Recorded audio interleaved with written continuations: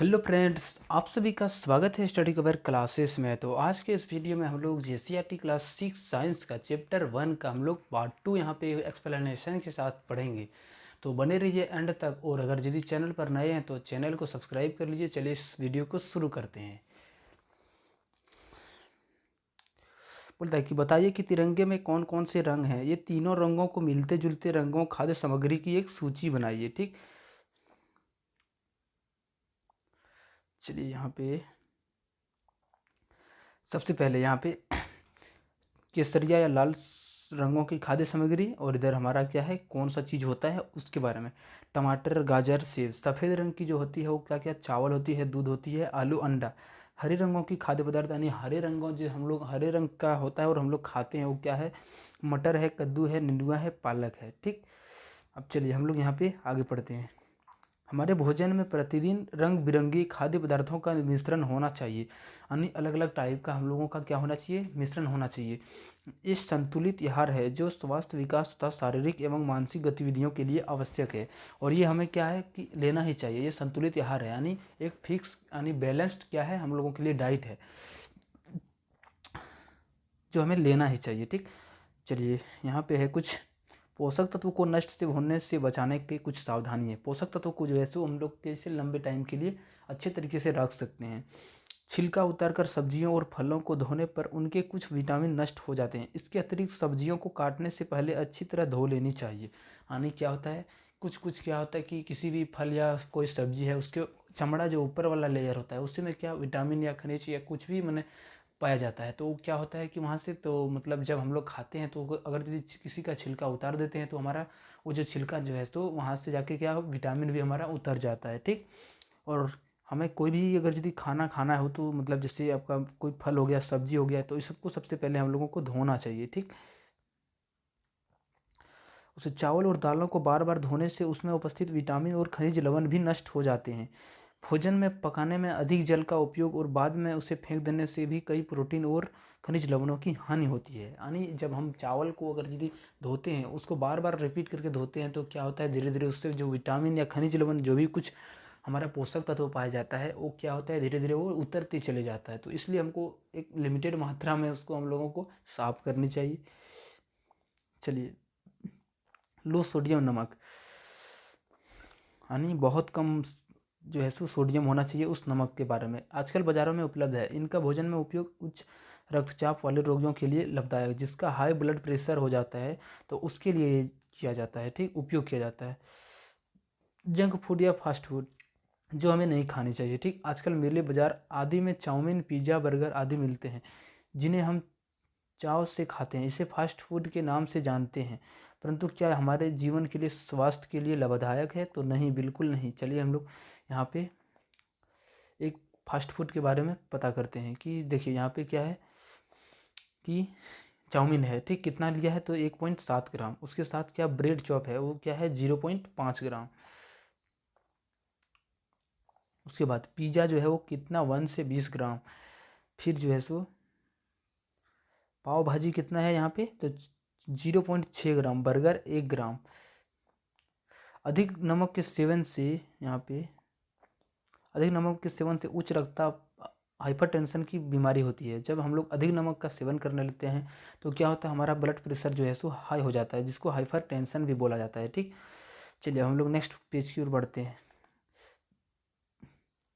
ये रहा 1.4 सारणी में खनिज लवण का कुछ स्रोत। ठीक, आयोडीन के स्रोत है यहाँ पे, फास्फोरस के, ये लो स्रोत के, ये कैल्शियम के स्रोत। खनिज लवण ये सभी सारी चीज़ों में पाए जाती हैं। ठीक, मछली में पाया जाता है। आयोडीन के स्रोत जो हो जाते हैं वो मछली, केकड़ा, आयोडाइड, नमक, अदरक, समुद्री उत्पाद, इस सब में जो पाया जाता है वो आयोडीन मात्रा में अधिक मात्रा में पाया जाता है। फास्फोरस कहाँ कहाँ पाए जाते हैं तो केला में, दूध में, मिर्च, फ्रेंच बीन या बादाम में। ठीक, और लोह का स्रोत जहाँ से हमें लोह के लिए स्रोत प्राप्त हो जाता है, सेब, मड़ुआ, पालक, साबुत अनाज, उसके बाद अकृत, ये सारी चीज़ें जो है सो लोह के स्रोत होते हैं हमारे आहार में हम लोग जो खाते हैं। कैल्शियम का जो स्रोत होता है वो क्या, दूध, अंडा, मूली, सलगम, केला, ये सारे जो होते हैं क्या होता है, एक धातु के भी रूप में पाया जाता है। और ये इस तरह से होता है, बहुत हम लोगों को शरीर में आवश्यकता होती है तो ये क्या करता है, उसका भरपाई करता है। ठीक, चलिए यहाँ पे हमारा क्या है, ए नंबर में ये कुछ आयोडीन के स्रोत है, बी नंबर में ये क्या है हमारा कैल्शियम के और फास्फोरस, ये फास्फोरस का स्रोत हो जाता है। ठीक, ये हमारा है लोह का स्रोत और ये हमारा क्या हो जाता है, तो इसका जो हमारा कैल्शियम का स्रोत हो जाता है। ठीक, इस तरह से हम लोग यहाँ पे फिगर वाइज देख सकते हैं। अब चलिए हम लोग नेक्स्ट चैप्टर की ओर बढ़ते हैं। किसी रोग के बारे में हम लोग जानते हैं कि रोग क्या होता है। अपने भोजन में पोषक तत्वों का शरीर के लिए महत्व को जान लिया है। अब बताइए कि यदि इनमें कोई पोषक तत्व को शरीर ना मिले तो कम मात्रा में मिले तो क्या होगा। यानी कोई मात्रा, हम लोगों ने जब इस चैप्टर में पोषक तत्व के बारे में बहुत पढ़े, जब हमें कोई नहीं मिले उस मात्रा में जिस मात्रा में हमें शरीर की आवश्यकता है, तो उससे क्या क्या हो सकती है हानियाँ। ठीक, जब शरीर को आवश्यक मात्रा में पोषक तत्व नहीं मिलते हैं तो इस स्थिति को कुपोषण कहते हैं। यानी जब हमें अच्छी तरह से विटामिन नहीं मिलते हैं, खनिज लवण नहीं मिलते हैं, या फिर प्रोटीन नहीं मिलते हैं, कार्बोहाइड्रेट नहीं मिलते हैं, या फिर खनिज लवण नहीं मिलते हैं। ठीक, तो इन सारे केसेस में क्या होता है कि हम लोगों का जो है सो धीरे धीरे हमारा शरीर जो है सो किसी न किसी कमी से वो फेस कर रहा होता है, जिसको हम लोग क्या बोलते हैं, तो एक कुपोषण को बोला जाता है। ठीक, देखिए कुपोषण के कारण क्या होता है, बहुत ही मतलब वो सूखा जाता है, लोग बहुत दुबला पतला हो जाता है। ठीक, सूखा रोग, कम भोजन मिलने पर प्रोटीन तथा कार्बोहाइड्रेट की मात्रा कम हो जाती है, शरीर दुबला पतला हो जाता है और पसली की हड्डियां दिखाई देने लगती है। सूखा रोग किसको कहते हैं, तो जब बहुत कम खाना खाते हैं हम लोग और प्रोटीन भी उसका मात्रा में कम जाता है, कार्बोहाइड्रेट भी, तो इस केसेस में जो इस मामले में हम लोग कहते हैं वो कौन सा रोग, तो वो सूखा रोग के नाम से जाना जाता है। ठीक, इसमें बहुत शरीर जो है सो दुबला पतला हो जाता है। नेक्स्ट है क्वाशिक्रोर रोग। यदि भोजन में प्रोटीन कम हो तो बच्चों में की वृद्धि रुक जाती है एवं पेट फूल जाती है। यानी प्रोटीन प्रचुर मात्रा में ना मिले तो क्या होगा, तो हमारा शरीर का जो है सो वृद्धि रुक जाएगा, यानी बच्चे बढ़ेंगे नहीं, तो फिर वे क्या हो जाएगा, अलग अलग टाइप से वो भी होते जाएगा। विटामिन ए की कमी से रात में कम दिखाई देने लगता है, जो रात में कम दिखाई देती है वो विटामिन ए की कमी के कारण। ठीक, अब एक आता है कि घेंघा रोग, बहुत खतरनाक रोग होता है ये भी। देखिए यहाँ पे दिया हुआ फिगर में, आयोडीन की कमी से गले की ग्रंथि फूल जाता है, बच्चे मानसिक विकलांग हो जाते हैं। यानी क्या होता है, गला जो है सो बहुत ज़्यादा फूल जाता है। क्या होता है, हमारे शरीर में आयोडीन नमक यानी इस आयोडीन की मात्रा जो है सो बहुत कम हो जाती है। ठीक, आयोडीन एक तत्व है, पोषक तत्व है। नेक्स्ट हमारा जो रोग आ जाता है वो एनीमिया का, लौह तत्व की कमी से खून की कमी हो जाती है और शरीर कमज़ोर हो जाता है, कमज़ोर शरीर कई रोगों से ग्रसित हो जाता है। ठीक, एनीमिया जो होता है वो किसके कारण होता है, तो लौह तत्व की कमी। तो लौह तत्व कहाँ कहाँ पे पाए जाते हैं, तो पालक में पाए जाते हैं। तो पालक भी हमें एक प्रचुर मात्रा या एक लिमिटेड मात्रा में हमें लेनी ही चाहिए, ताकि हमारा शरीर जो है सो कभी एनीमिया का शिकार ना हो, हमारे शरीर में कभी भी लौह तत्व की कमी ना हो और हम लोग क्या हो कि एक अच्छी तरीके से सर्वाइव कर सके। नेक्स्ट हमारा है अस्थि और दंत क्षय।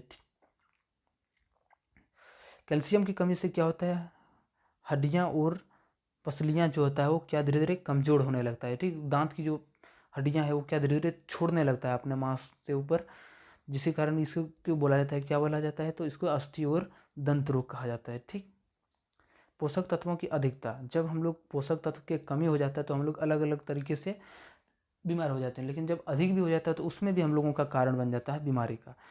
जहाँ पोषक तत्वों की कमी से विभिन्न रोग हो जाते हैं, वहीं इसकी अधिकता से भी हानिकारक हो सकती है। बहुत अधिक वसायुक्त भोजन मोटापा का कारण बनता है और यह समस्त बीमारियों की जड़ है। क्या होता है, जब बहुत ज़्यादा हम लोग तेल खाने लगते हैं तो हम लोग जो बोलते हैं चर्बी चर्बी, तो हमारा क्या होता है, हर जगह का चर्बी जो है सो निकलने लगता है, बढ़ने लगता है, तो इसको जो बोला जाता है वो मोटापा बोला जाता है और हमारा शरीर जो है सो बहुत मोटा बन जाता है। और ये भी एक प्रकार का रोग ही है अगर यदि ज़्यादा मोटा हो गए। ठीक, चलिए दूषित भोजन के क्या क्या कारण है और हम लोग इससे कैसे ग्रसित हो सकते हैं। बाजार की खुली भोज्य पदार्थियाँ, दूषित भोजन के कारण एवं उनसे बचने के उपाय। बाजार की खुली भोजन सामग्री क्यों नहीं खानी चाहिए, यानी जो भी कुछ भी बाजार में रखा हुआ है उसको हम लोग रखना चाहिए, खाना नहीं चाहिए। ठीक, ठेले में रखी खाद्य सामग्री जलेबी पर अपने मक्खियाँ बैठी देखी है, ये मक्खियाँ गंदगी जगह पर बैठती है और अपने साथ सूक्ष्म जीवों को लाकर खाने के पदार्थों को दूषित कर देती है। खुली भोज्य सामग्रियों को धूल भी जम जाती है, बस बासी खाना खाना भी योग्य नहीं होता, यह भी दूषित हो जाता है यदि रेफ्रिजरेटर में नहीं रखा जाए। यानी एक फ्रिज होता है उसमें अगर यदि हम लोग रख देते हैं तो क्या होगा, चीज़ें जो है सो जल्दी सड़े और गलेगी नहीं। ठीक, इस पाठ में हमने तो इसी के बारे में है कि हम लोग पाठ में क्या क्या इसके बारे में पढ़ने के बारे में क्या हम लोग सीखे। ठीक, बहुत कुछ सीखे हम लोग इसमें, तो चलिए हम लोग मिलते हैं नेक्स्ट वीडियो में। और अगर यदि चैनल को अभी तक सब्सक्राइब नहीं किए हैं तो चैनल को सब्सक्राइब कर लीजिए, और इसका अभ्यास का भी प्रश्न उत्तर हम लोग कुछ दिनों में करने वाले हैं। ठीक, तो दोस्तों के साथ इसको शेयर कीजिए, सपोर्ट कीजिए। मिलते हैं नेक्स्ट वीडियो में। जय हिंद, वंदे मातरम।